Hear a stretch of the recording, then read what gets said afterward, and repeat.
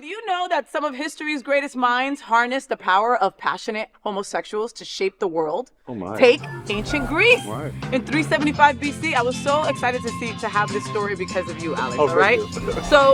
So ancient Greece in 375 BC, for instance, an army of gay couples bested the formidable Spartan forces despite being outnumbered. The Washington Post Pride Month piece recounts how Theban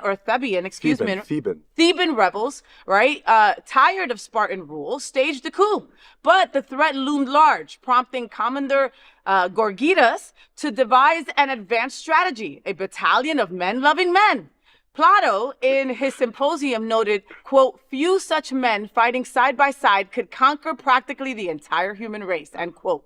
Gay couples fought for ancient Greece. What are we all talking about? This all could be, you could just watch 300 and this could all be talked. You've watched 300? No. Watch 300, this is the story of 300. Really? Wait, yeah, well, in 300, it was kind of like the workers at Eagle. Very little clothes. It's like very little clothes. It's like 300 guys against the Persians. But anyway, yeah. So did you know that he's Greek? So in the ancient, well, they would travel off for years and go to these wars. Mm-hmm. The young boys mm-hmm. would go with them, and it was perfectly normal because these boys, they served a purpose. They were there just to serve the fighters, mm-hmm, basically. Because they're like they need to get that out. Yeah.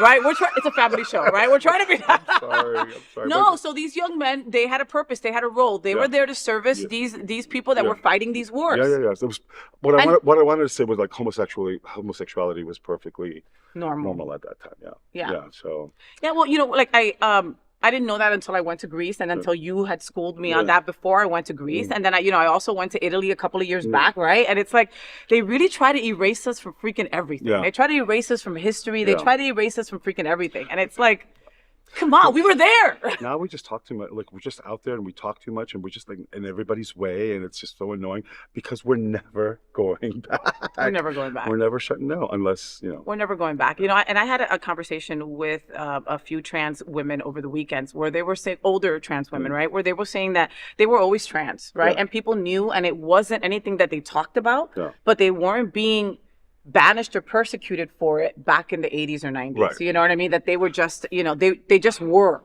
period. And now all of a sudden it's like they are the target of everything. The target of fucking everything. And it breaks my heart.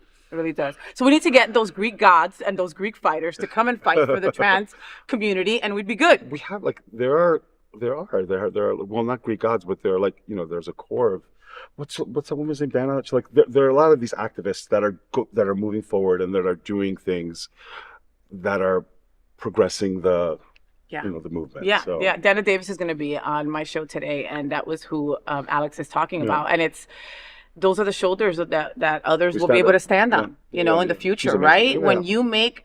When you make television shows or you make any kind of content that includes LGBTQ plus, and it shows us in our actual light that we're not inhumane, subpar, we're not groomers, we're not pedos, we're not those disgusting things that the right wing wants to tell you that we are. We're not. We're not groomers. Most of us don't like children. Yeah.